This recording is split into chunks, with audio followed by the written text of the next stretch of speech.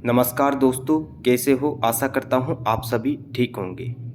Mains answer writing program में आपका स्वागत है। यह क्लासें RAS, UP PCS, BPSC, Madhya Pradesh civil सेवा, हरियाणा सिविल सेवा सहित सभी राज्यों की पीसीएस की जो परीक्षाएं होती है मेंस की, उनमें विशेष रूप से कारगर सिद्ध होगी। यहाँ पर हम प्रतिदिन मेंस आंसर राइटिंग करवा रहे हैं, जिसमें हम संपूर्ण सिलेबस को भी कवर करेंगे। हमने सबसे पहले भारतीय राज्य व्यवस्था से शुरुआत की है। इससे पहले हमने एक वीडियो बना दिया है जो 7-8 मिनट का है, वो आप ज़रूर देख लीजिए। उसके बाद आज का जो अपना वीडियो है, इसको प्लीज़ पूरा ज़रूर देखें, क्योंकि यहाँ से आपको बहुत कुछ देखने को मिलेगा। इवन दैट जो राज्य की पीसीएस होती है, उनमें यहाँ से डायरेक्ट क्वेश्चन देखने को मिलेंगे। यहाँ हम आपकी जो आंसर राइटिंग प्रोग्राम की नॉलेज है, उनको भी इंक्रीज़ करेंगे। तो बने रहिए हमारे साथ। नए हो तो चैनल को सब्सक्राइब कर लीजिए और बेल आइकन को प्रेस कर लीजिए, जिससे कि आपको सारी वीडियो की नोटिफिकेशन मिलती रहे। तो देखते हैं आज का अपना पहला क्वेश्चन। पहला क्वेश्चन है, संसदीय शासन प्रणाली की विशेषताएं, लाभ व कमियों को बताइए। यानी कि संसदीय शासन प्रणाली में क्या क्या कमियां हैं, इसकी क्या क्या विशेषताएं हैं और इसके क्या लाभ है, वो हम सब देखेंगे। तो सबसे पहले हम इसकी विशेषताएं देखेंगे। विशेषताओं में पहली विशेषता है, कार्यपालिका विधायिका से स्वतंत्र नहीं।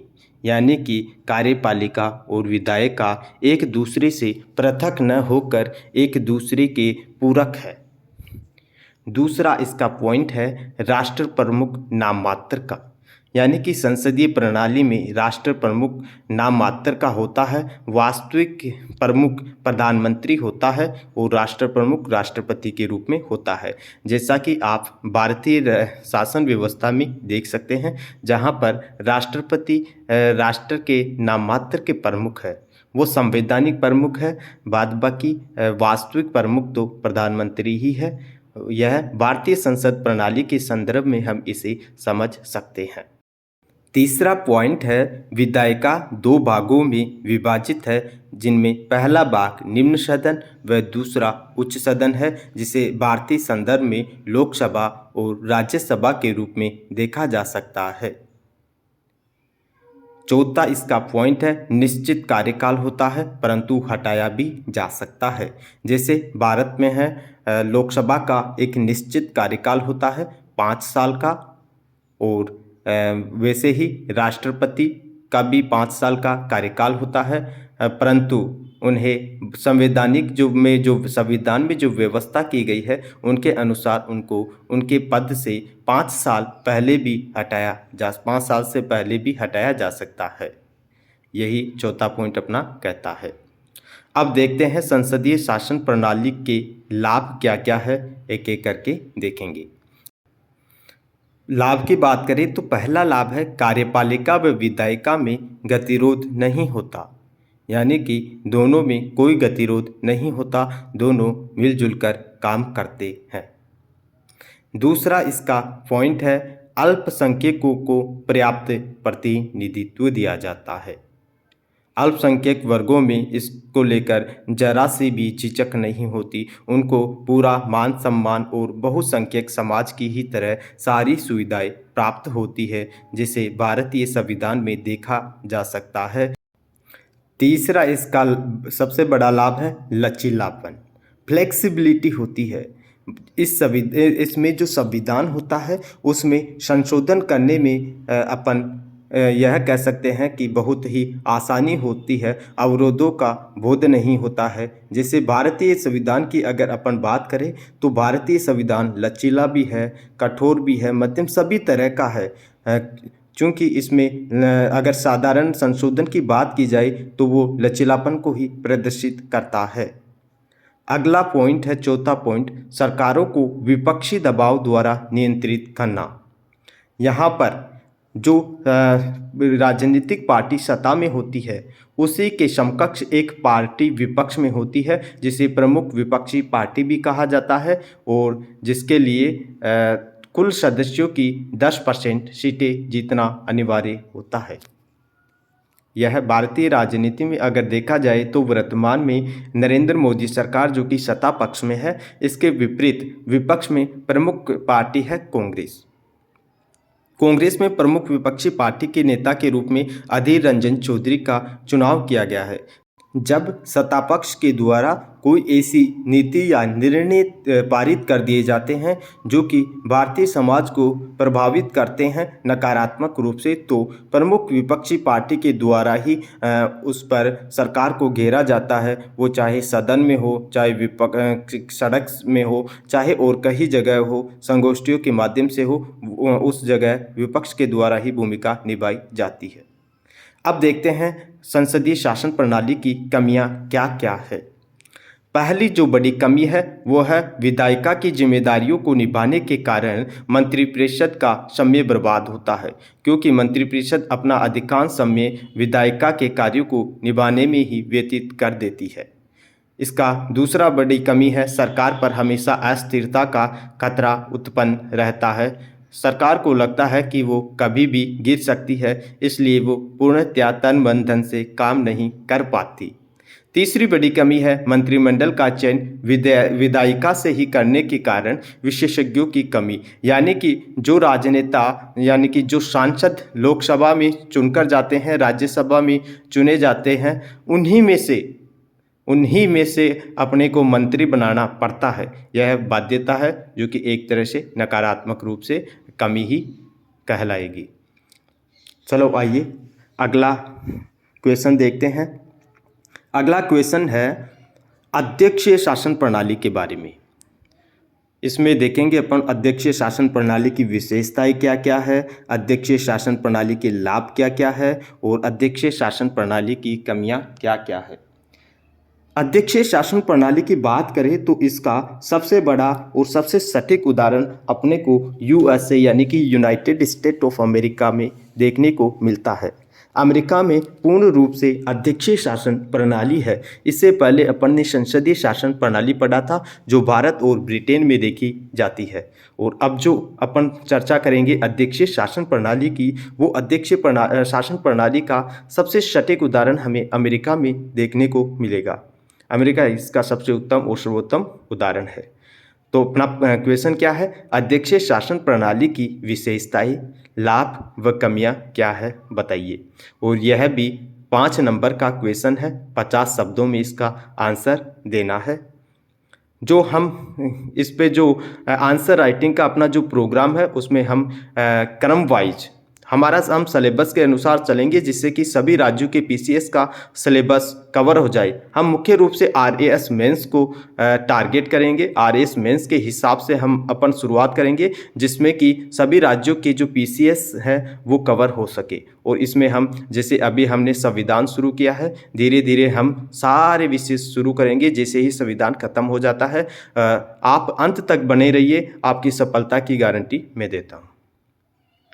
क्योंकि मैं खुद पीसीएस की तैयारी कर रहा हूँ, तो आपके साथ मेरी भी तैयारी हो रही है और मेरे साथ आपकी भी, क्योंकि संगठन में ही एकता है और संगठन की ही हमेशा जीत होती है। तो यहाँ से आपको बहुत कुछ सीखने को मिलेगा, तो आप अंत तक बने रहिए।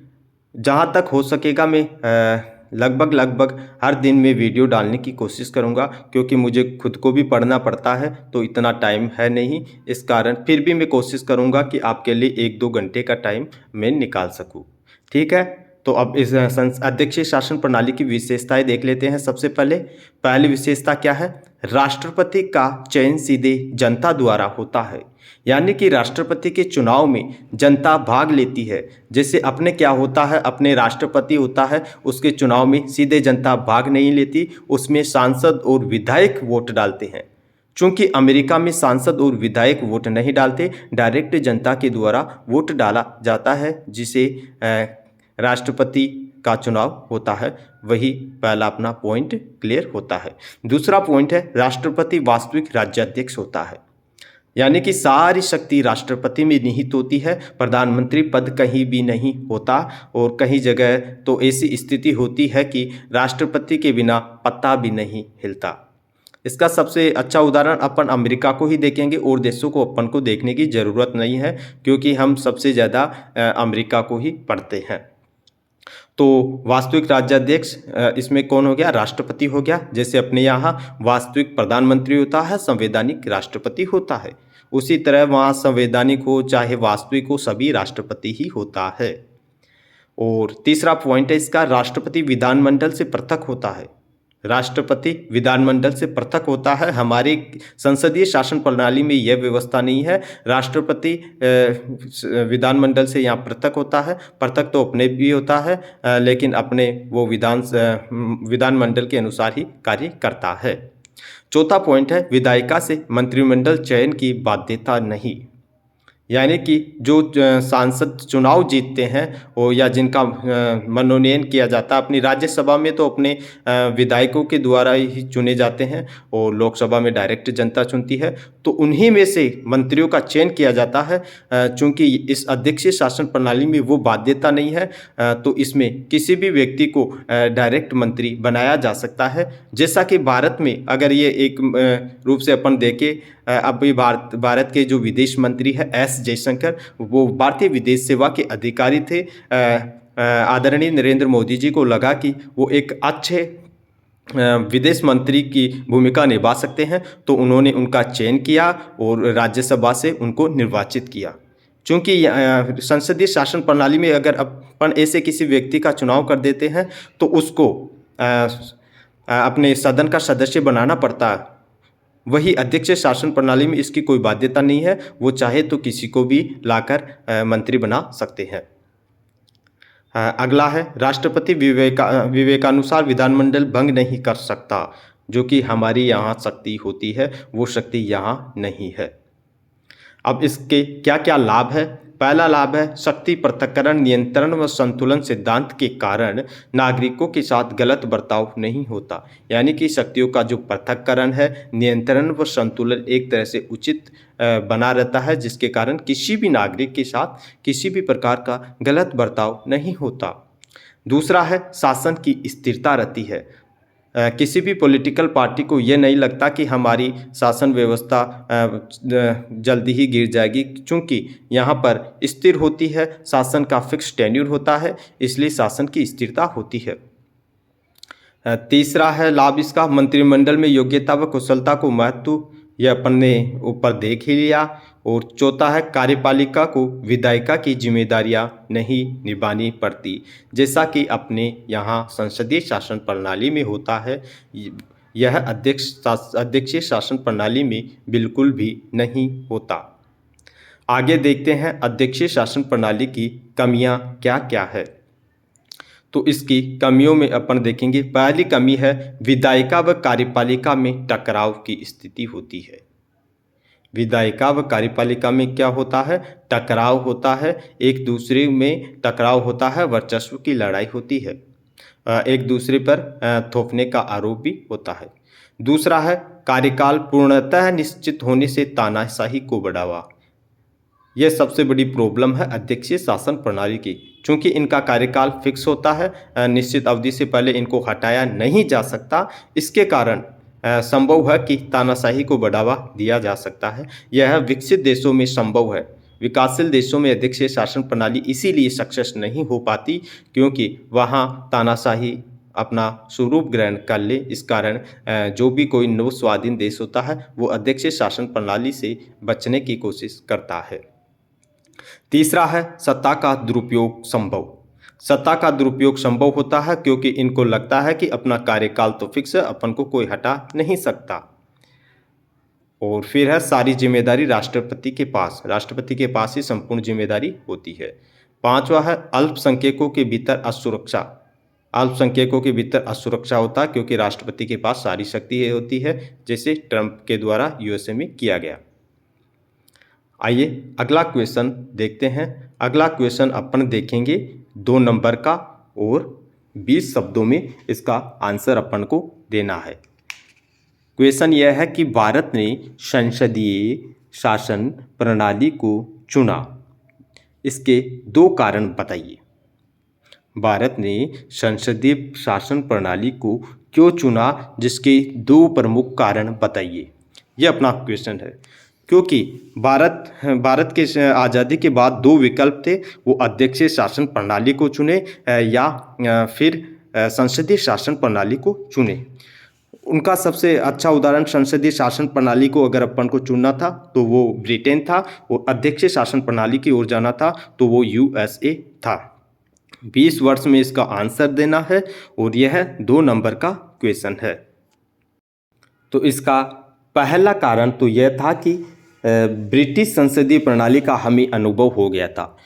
ब्रिटिशर्स ने भारत पर लगभग 200 साल तक शासन किया था। उस शासन के दौरान भारतीयों पर जो भी कानून थोपे गए थे और भारतीयों ने जो भी ब्रिटिश शासन प्रणाली से जो सीखा वो आसान था, क्योंकि किसी भी व्यक्ति के लिए या किसी भी चीज़ के लिए कोई नई चीज़ होती है, उसको अडॉप्ट करने में टाइम लगता है, चाहे वो कितनी ही सरल क्यों ना हो, जबकि कोई जटिल कितनी ही क्यों हो, वो हमारी अगर प्रैक्टिस में है तो वो आसान हो जाती है। यही अपना पहला कारण था कि ब्रिटिश शासन प्रणाली का हमें या भारतीयों को अनुभव हो गया था, इस कारण हमने संसदीय शासन प्रणाली को चुना।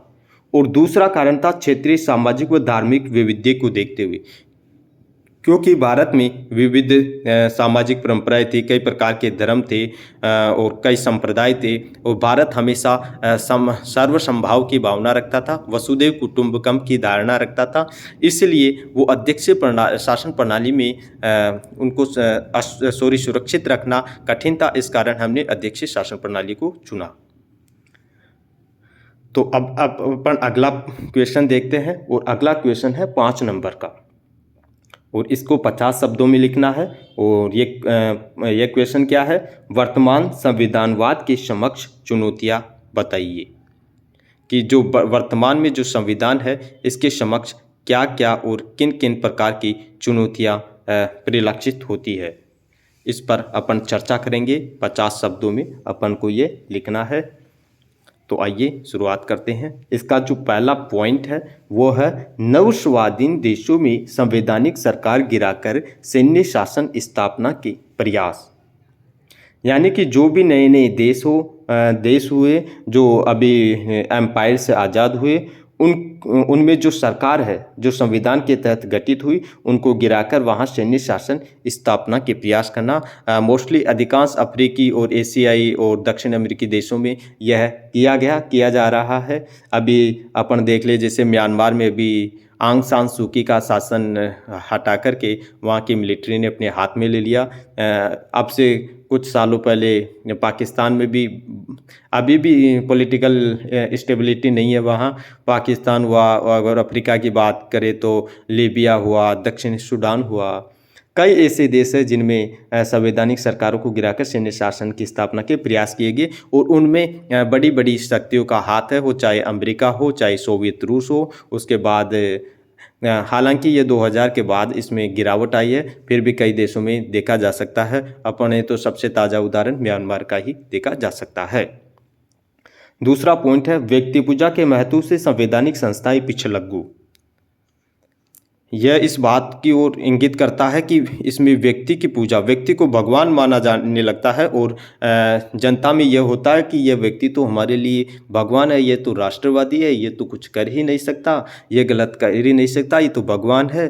तो वो अंधभक्ति में लीन हो जाते हैं, जैसे हिटलर पे जर्मनी हुई। और अभी यह मेरा खुद का स्टेटमेंट नहीं है, यह काफ़ी लोगों का है, मेरा इसमें कोई नहीं है। अधिकांश लोग जो भारत में जो अधिकांश लोग हैं जो पढ़े लिखे लोग हैं, वो यह मानते हैं कि भारत में जो अभी चल रहा है, जो नरेंद्र मोदी जी है, वो एक तरह से व्यक्ति पूजा के ही उदाहरण है। और अभी पॉलिटिकल पार्टीज़ के द्वारा भी आक्षेप लगाया जाता है कि यह हिटलर की तानाशाही पर चल रहे मोदी जी की अंधभक्ति में लोग लीन हो गए, मोदी जी कुछ भी कह दे तो वो कर लेंगे, मोदी जी भगवान है, वगैरह वगैरह। हाँ, इसको कुछ हद तक अपन भी मान सकते हैं, ये व्यक्ति पूजा है, लेकिन व्यक्ति की अपनी भी सामर्थ्य क्षमता होती है, इस पर कटाक्ष नहीं करना चाहिए। तीसरा है दबाव समूह के अनुसार निर्णय लेने हेतु बाध्य। भारत में कई प्रकार के दबाव समूह है। भारत में ही नहीं, विश्व में कई प्रकार के दबाव समूह हैं। वो दबाव समूह सरकार पर दबाव बनाते हैं और अपने अनुसार नीतियों को क्रियान्वित करवाते हैं। यह भी एक तरह से संविधानवाद के समक्ष सबसे बड़ी चुनौती है। यह कई मामलों में सकारात्मक भी है तो कुछ मामलों में यह नकारात्मक भी है। चौथा पॉइंट है जनसंपर्क से जनमत बनाने व बदलने की चुनौती। जनसंपर्क के माध्यम से वर्तमान में जनमत बनाया जा रहा है और जो पुरानी सरकार है उनको बदलने की कोशिश की जा रही है। कई प्रकार से इसका उदाहरण देखा जा सकता है। प्रदर्शनकारियों को आगे कर दिया जाता है। अभी मेक्सिको में हो, ब्राज़ील में हुआ, कई बार मेक्सिको में भी हुआ था ऐसा उदाहरण। ये कई देशों में होता।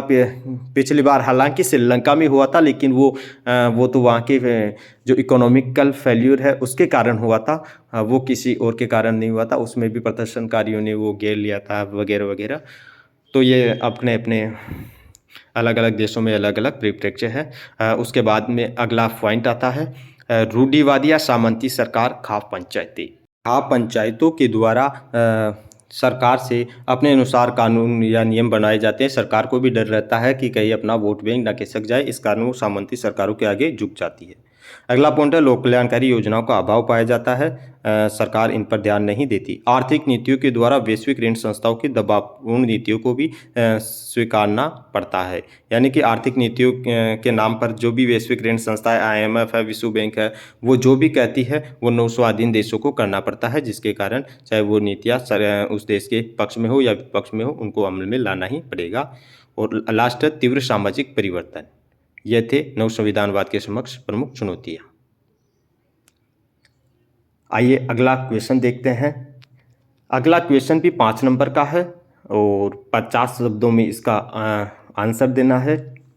तो अगला क्वेश्चन अपन देखते हैं क्या है। अगला क्वेश्चन है दलीय प्रणाली के गुण बताइए और साथ ही दोष भी बताइए।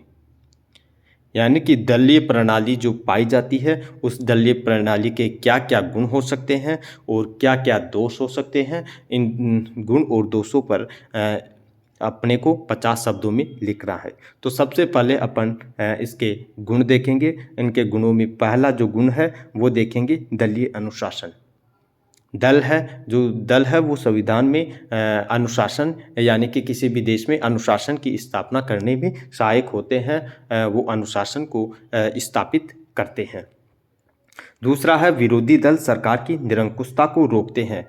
यानी कि जो सरकार है वो अगर तानाशाही के किसी निर्णय को पारित करती है तो विपक्षी दल एकजुट होकर सदन से लेकर सड़क तक उसका पुरजोर विरोध करते हैं और उस कानून को वापस रद्द करवाते हैं। जैसे अभी हाल ही में किसान आंदोलन के दौरान अपने को देखने को मिलता है, वो उसमें कुछ विरोधी राजनीतिक दलों ने भी अपनी हिस्सेदारी निभाई थी और जो कानून पारित किए गए थे उन कानूनों को सरकार को वापस लेना पड़ा।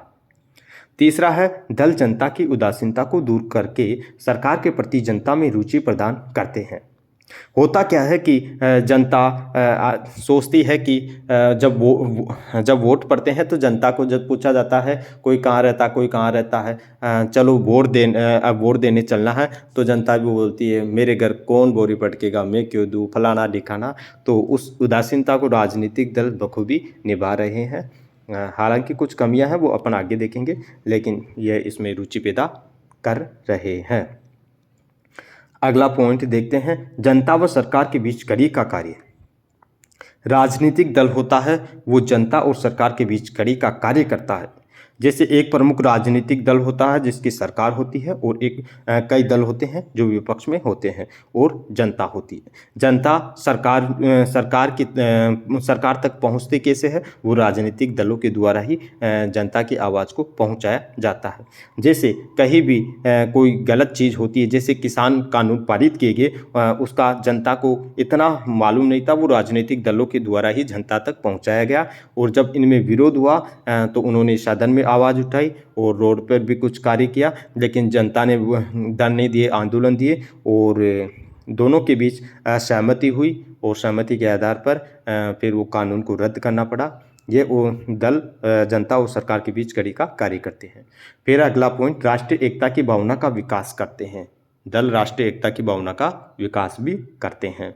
यह तो हो गए इसके गुण यानी लाभ। और अब देखते हैं दलीय प्रणाली के दोष क्या क्या है, यानी कि कमियां क्या क्या है।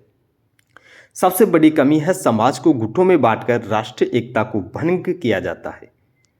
समाज को गुटों में बांट दिया जाता है। पहले तो धर्मों में बांटा जाता है, फिर उसको जातियों में बांटा जाता है। फलानी पार्टी पॉलिटिकल पार्टी कहती है मैं सवर्णों के लिए काम करती हूँ, वो कहती है मैं गरीबों के लिए, मैं दलितों के लिए, वो कहती है मैं पिछड़ों के लिए काम करती हूँ। उन्होंने कहा फलानी ने आरोप लगाया कि वो मुसलमानों का भला चाहती है, हिंदुओं का बुरा चाहती है। दूसरी ने कहा वो मुसलमानों का बुरा चाहती है, हिंदुओं का भला चाहती है। इस प्रकार से जो जनता है उसको डिवाइड कर दिया जाता है, जो देश की एकता और अखंडता के लिए सबसे बड़ी चुनौती है। दूसरी जो इसका दोष है वो है क्षेत्रीय विभाजन, जातिवाद, सांप्रदायिकता को बढ़ावा। जो वर्तमान जो राजनीति है वो उनके मुद्दे यही है, क्षेत्रीय विभाजन हो, चाहे जातिवाद हो, चाहे सांप्रदायिकता हो। इस समय सांप्रदायिकता अपने चरम पर है। ही सांप्रदायिकता के कारण कई बार देश में दंगे भी हुए, चाहे वो गोधरा कांड हो, चाहे 2013 के मुजफ्फरनगर दंगे हो, अभी फ़िलहाल के दिल्ली दंगे हो। ये सब राजनीतिक पार्टियों की ही देन होती है, जो बाद में विकराल रूप ग्रहण कर लेता है। तो यह सबसे बड़ी प्रॉब्लम है। तीसरी प्रॉब्लम है छल कपटी व्यक्तियों द्वारा सत्ता प्राप्ति। अक्सर कहा जाता है कि राजनीति में जो अच्छे आदमी है वो सफल नहीं होते, क्योंकि उसका सबसे बड़ा कारण है जनता का अभी तक जागरूक नहीं होना। जनता को जागरूक होने ही नहीं दिया जाता। जनता को 5 किलो राशन से संतुष्ट कर दिया जाता है। जनता को अगर जनता पढ़ेगी लिखेगी नहीं तो वो अपने अधिकारों के बारे में जानेगी नहीं और अधिकारों की मांग नहीं करेगी, तो सारी समस्या ही समस्या पैदा होगी। और जो छल कपटी व्यक्ति है, जो अच्छा आदमी होगा, जो संस्कारों का आदमी होगा, वो छल कपट करेगा नहीं। और जो छल कपटी होगा वो आपस में लड़ा करके अपना राजनीतिक स्वार्थ को पूरा कर लेगा और वो सदन तक, संसद में चाहे वो लोकसभा और राज्यसभा कैसे भी करके वो वहाँ पहुँच जाएगा और सत्ता का दुरुपयोग करेगा। आगे है बहुदलीय प्रणाली होने पर राजनीतिक अस्थिरता होती है, क्योंकि सभी दल चाहते हैं कि मेरे अनुसार शासन स्थापित हो, इसलिए राजनीतिक अस्थिरता होती है। अगला है पूंजीपतियों द्वारा शोषण किया जाता है। राजनीतिक पार्टियों को चंदा देते हैं और फिर अपने अनुसार नीतियाँ बनाते हैं। चलो फिर अगले प्रश्न की ओर चलते हैं। अगला प्रश्न है उदारवादी लोकतंत्र की विशेषताएं बताइए। उदारवादी लोकतंत्र की विशेषताएं क्या क्या है उनके बारे में बताइए। उदारवादी लोकतंत्र की अगर अपन बात करें तो उनमें भारतीय लोकतंत्र को भी समाहित किया जा सकता है। भारतीय लोकतंत्र काफ़ी हद तक उदारवादी है। उदारवादी लोकतंत्र की सबसे पहली विशेषता अगर अपन देखें तो सबसे पहली विशेषता है एक से अधिक राजनीतिक दलों की विद्यमानता होती है। यानी कि किसी भी उदारवादी लोकतंत्र में एक से अधिक राजनीतिक दल होते हैं। जैसे चाइना की अगर अपन बात करें तो चाइना एक कट्टरवादी लोकतंत्र अपन कह सकते हैं। लोकतंत्र की ओर वो अग्रसर नहीं हो रहा, क्योंकि वहाँ पर तानाशाही है। एक दल है, वो एक दल को आप जानते ही हो, एक दल में तानाशाही संभव है। इसलिए जैसे भारतीय अगर अपन लोकतंत्र की बात करें तो उदारवादी इसलिए है कि यहाँ पर कई दलों की विद्यमानता है। जैसे अभी 8 राष्ट्रीय दल हो गए, कई 57-58 क्षेत्रीय पार्टियां हैं, तो इसलिए एक से अधिक राजनीतिक दलों की विद्यमानता पहली विशेषता है। दूसरा है वयस्क मताधिकार होता है। यह जैसे भारत में 18 साल से ऊपर के सभी नागरिक मतदान के लिए योग्य है, वो वयस्क मताधिकार कहलाता है। तीसरा पॉइंट है निश्चित अंतराल पर चुनाव संपन्न होते हैं। जैसे भारत में हर 5 साल पर लोकसभा और विधानसभाओं के चुनाव संपन्न होते हैं, राष्ट्रपति का चुनाव संपन्न होता, उपराष्ट्रपति का चुनाव संपन्न होता है, राज्यसभा के सदस्यों का हर 6 साल पर चुनाव संपन्न होता है। इसलिए निश्चित अंतराल पर चुनाव संपन्न कराना इसकी तीसरी बड़ी विशेषता है। चौथी बड़ी विशेषता स्वतंत्रता। हर किसी को स्वतंत्रता होती है, जिससे भारतीय संविधान में स्वतंत्रता का अधिकार दिया गया है आर्टिकल 19 से लेकर 22 में, जो कि बहुत ही महत्वपूर्ण अधिकार है। फिर है पांचवा पॉइंट है जनसंचार के माध्यमों पर सरकार का नियंत्रण नहीं होता, यानी कि जनसंचार के माध्यम अपन अपने व्यक्तिगत स्तर पर भी स्थापित कर सकते हैं और सरकार की आलोचना हो, चाहे वो अपने अनुसार नीतियों की बात हो, जनता के मुद्दों को उठाना हो, सभी प्रकार से अपन अपनी मांगों को रख सकते हैं। उस पर सरकार का कोई नियंत्रण नहीं होता है। यह सबसे अच्छी विशेषता है। फिर है सरकार की आलोचना का अधिकार, यानी कि सरकार की हम आलोचना कर सकते हैं, इस पर किसी भी प्रकार की पाबंदी नहीं होती, सरकार कुछ भी नहीं कर सकती। जैसे ब्रिटिश शासन के दौरान उन प्रेस पर प्रतिबंध लगाया गया था, वो प्रतिबंध अब नहीं लगाया जा सकता। अब उदारवादी लोकतंत्र की विद्यमानता है। फिर है दबाव समूहों की विद्यमानता, यानी कि दबाव समूह विद्यमान होते हैं। फिर अपन देखिए आठवां है स्वतंत्र न्यायपालिका, यानी न्यायपालिका स्वतंत्र होती है, इसमें किसी का भी हस्तक्षेप नहीं होता। इस प्रकार अपन देखें तो ये सारी विशेषता थी। एक बार इनका अपन देख लेते हैं, एक बार जल्दी जल्दी रिवीजन कर लेते हैं। एक से अधिक राजनीतिक दल होने चाहिए, वयस्क मताधिकार होना चाहिए, निश्चित अंतराल पर चुनाव संपन्न होने चाहिए, स्वतंत्रता होनी चाहिए, जनसंचार के माध्यमों पर सरकार का नियंत्रण नहीं, सरकार की आलोचना का अधिकार, दबाव समूह की विद्यमानता और स्वतंत्र न्यायपालिका आदि। आइए अगला क्वेश्चन देखते हैं। अगला क्वेश्चन है समाजवादी लोकतंत्र की विशेषताएं बताइए। समाजवादी लोकतंत्र की विशेषताएं बताइए। लोकतंत्र भी कई प्रकार से, जैसे अगर अपने लोकतंत्र को देखा जाए तो वो इसमें मिश्रण है। पूंजीवादी लोकतंत्र भी अपन इसको कह सकते हैं, समाजवादी लोकतंत्र भी अपन कह सकते हैं। भारतीय लोकतंत्र है वो उसमें सभी तत्व समाहित होते हैं, यानी मिश्रित अपन कह सकते हैं। जैसे अमेरिका के लोकतंत्र को अपन देखें तो वो पूंजीवादी लोकतंत्र है। सोवियत रूस का था जो समाजवादी गणतंत्र था। रूस में भी काफ़ी हद तक समाजवादी ही है।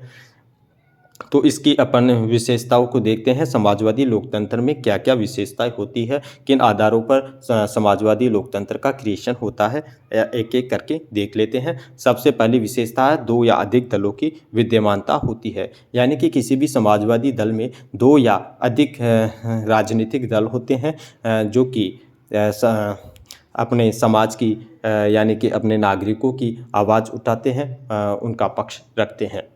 अगर दूसरे पॉइंट की बात करें तो वो है वयस्क मताधिकार, यानी कि वयस्क मताधिकार की विद्यमानता होती है। हर 18 साल से ऊपर का, ये साल का जो क्राइटेरिया है वो अलग अलग देश में अलग अलग हो सकता है। जैसे अपने 18 साल है जो कि 61वें संविधान संशोधन अधिनियम 1989 के द्वारा इसे पारित किया गया था। तीसरा है पारदर्शी निर्वाचन, यानी निर्वाचन पारदर्शी होता है, इसमें किसी भी प्रकार की छल कपट नहीं की जा सकती। पारदर्शी रूप से निर्वाचन किया जाता है, जिसके पक्ष में जनमत होता है वही विजय होता है। चौथी विशेषता है आर्थिक समानता, यानी कि इकोनॉमिकल इक्वेलिटी होती है। फिर है आर्थिक सुधार, इकोनॉमिक रिफॉर्म्स होते हैं, जैसे बैंकों का राष्ट्रीयकरण किया जाना हो, चाहे सरकारी संपत्तियों का राष्ट्रीयकरण हो, ये सारे सिस्टम इसी में समाहित होते हैं। फिर लोक कल्याणकारी राज्य, जैसे भारतीय संविधान का आर्टिकल 38 राज्य को निर्देशित करता है कि वो लोक कल्याणकारी राज्य के लिए काम करे।